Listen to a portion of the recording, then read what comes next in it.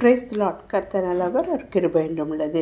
இந்த நாளில் கூட நாம் தியானிக்கும்படி தெரிந்து கொண்ட வார்த்தை கிருபை வரங்கள் அல்லது உன்னத பரம ஈவே. நம்ம ஒவ்வொருவருக்கும் ஒரு கிருபையின் வரம் கொடுக்கப்பட்டிருக்கிறது. அதாவது இந்த வரமானது நமக்கு ஊழியத்தில் மிக மிக மிகவும் தேவையான ஒன்றாக கருதப்படுகிறது.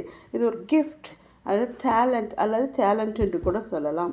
இந்த கிருபை வரங்கள் மாறாதவைகள், பரத்திலிருந்து ஒரு மனிதனுக்கு கொடுக்கப்படுகிறது என்று மத்திய 25 அதிகாரம் 14 29 வரைக்கும் நம்ம வாசித்தோம்னா நமக்கு தெரியும். இந்த கிருபை வரங்கள் நம் கர்த்தராகிய இயேசு கிறிஸ்து நமக்கு கொடுத்திருக்கிறார். நம்ம கடவுள் மாறாதவர் என்று நம்ம அறிந்து கொள்ளலாம். நமக்கு கர்த்தர் கொடுத்த இந்த கிருபை வரங்களை, நமக்கு கொடுத்த கர்த்தருடைய கிருபை வரங்களை நாம் உபயோகித்தால் அவரது சிங்காசனத்தில், அவர் கர்த்தருடைய வருகையில் அவருடைய சிங்காசனத்தில் உட்கார முடியும் என்று, பரலோக ராஜ்யம் நமக்கு சொந்தம் என்று இதனால் நம்ம அறிவிக்கப்படுகிறது. அதாவது ஆத்ம ஆதாயம் இந்த கிருபை வரத்தில் ஒன்றாக காணப்படுகிறது. கிருபை வரங்கள் ஒவ்வொருவருக்கும் தேவையான ஒன்று என்று மத்திய 25 அதிகாரம் 14 29 தெளிவாக கூறப்பட்டிருக்கிறது.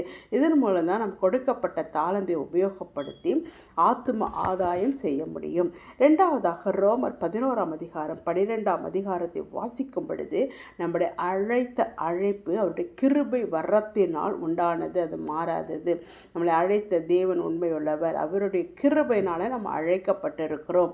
நம்ம அவருடைய கிருபையினால மீட்கப்பட்டிருக்கோம். அவருடைய கிருபையினால பாவ மன்னிப்பு உண்டாயிருக்கிறது என்று வாசிக்கிறோம். ரோமர் 12:2 பிரபஞ்சத்திற்கு வேஷம் தெரியாமல் தேவனுடைய நன்மையும் பிரியமும் பரிபூர்ண சித்தம் இன்னது என்று பகுத்தறிக்கத்தக்க மனம் நமக்குள் இருக்கிறது இந்த கிருபை வரத்தினால். அதாவது நல்லது எது கெட்டது எது என்று அறிந்து கொள்ளுகிற ஒரு தன்மை இந்த கிருபை வரத்தினால் நமக்கு கொடுக்கப்பட்டிருக்கிறது. அப்படிதான் ஒரு சுயநலமற்ற ஒரு காரியங்களை, ஊழியத்தை, ஆத்துமாக்களை நம் தேவனிடத்தில் சேர்க்க முடியும். தேவனுக்கு பிரியமான ஊழியங்களாய் நாம் செய்ய முடியும். விசுவாசத்தை நாம் அழிக்க முடியும் என்று ரோமர் 12:2 மூலமாக நாம் அறிந்து கொள்கிறோம்.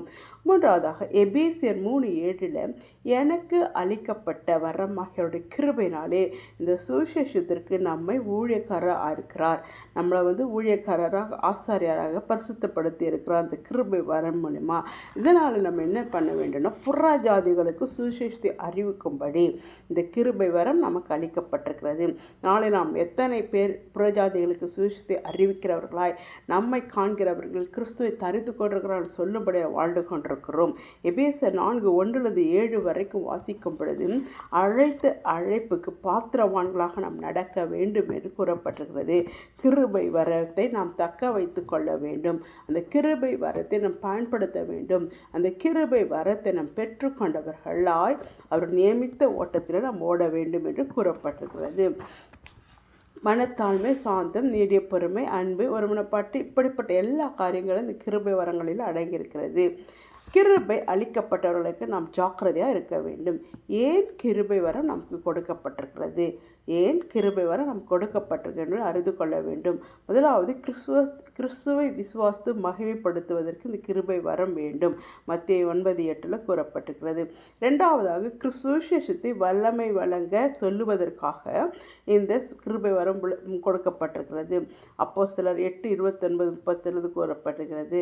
சுவிசேஷம் சொல்லி பிலிப்பி ஞானஸ்நானம் கொடுத்தார் என்று வாசிக்கிறோம். அப்பேற்பட்ட வல்லமையினால சுவிசேஷத்தை அறிவித்து ஞானஸ்நானம் கொடுக்கக்கூடியவர்களாய் மாற்றுவதற்கு இந்த கிருபை வரம் அவசியம். மூன்றாவதாக சபை பக்தி விருத்தி அடைய இந்த கிருபை வர வேண்டும் என்று 1 கொரிந்தியர் 14:4 கூறப்பட்டிருக்கிறது. நான்காவதாக வசனம் விருத்தி அடைய, கர்த்தருடைய வசனம் விருத்தி அடைய இது கிருபை வர வேண்டும் என்று சங்கீதம் 6:8-11 வரை கூறப்பட்டிருக்கிறது. ஐந்தாவதாக ஊழியம் செய்வதற்கு கிருபை வர வேண்டும் என்று எபேசியர் 6:8 கூறப்பட்டிருக்கிறது. ஆறாவதாக நித்திய ஜீவனை அறிந்து கொள்ள முடியாது, நித்திய ஜீவனை சுதந்திரத்து கொள்ள முடியாது அந்த கிருபை வர வேண்டும் என்று ரோமர் 6:23 கூறப்பட்டிருக்கிறது. ஏழாவதாக பரலோக ரகசியங்களை நாம் அறிந்து கொள்ளணும்னா இந்த கிருபை வரம் அவசியம் என்று ஏசாயா 28:11-12 கூறப்பட்டிருக்கிறது. பரலோக ரகசியம் நமக்கு அறிந்து கொள்ள வேண்டிய ஒவ்வொரு விசுவாசிக்கும் முக்கியமானது. அப்போது இந்த கிருபை வரங்கள் மாறாதவைகள், அவைகளை பெற்றுக்கொள்ள வேண்டும், அவைகளை வாஞ்சிக்க வேண்டும். பெற்றுக்கொண்ட அந்த வரங்களை நாம் பத்திரமாய் பாதுகாத்து கொண்டு அவர் நியமித்த ஓட்டத்திலே ஜெயமாய் ஓடி முடிக்கணும். அப்போ ஒவ்வொரு நாளும் நமக்கு ஒரு கிருபை வர வேண்டும் என்று நம் கர்த்தருடைய சமூகத்தில் காத்திருந்து பெற்றுக்கொண்டு அவருடைய ஊழியத்தை செய்ய நாம் அழைக்கப்பட்டிருக்கிறோம். அந்த ஊழியத்தை செவையாய் செய்து முடிக்க கர்த்தர் நமக்கு உதவி செய்வாராக. ஆமேன், ஆமேன், ஆமேன்.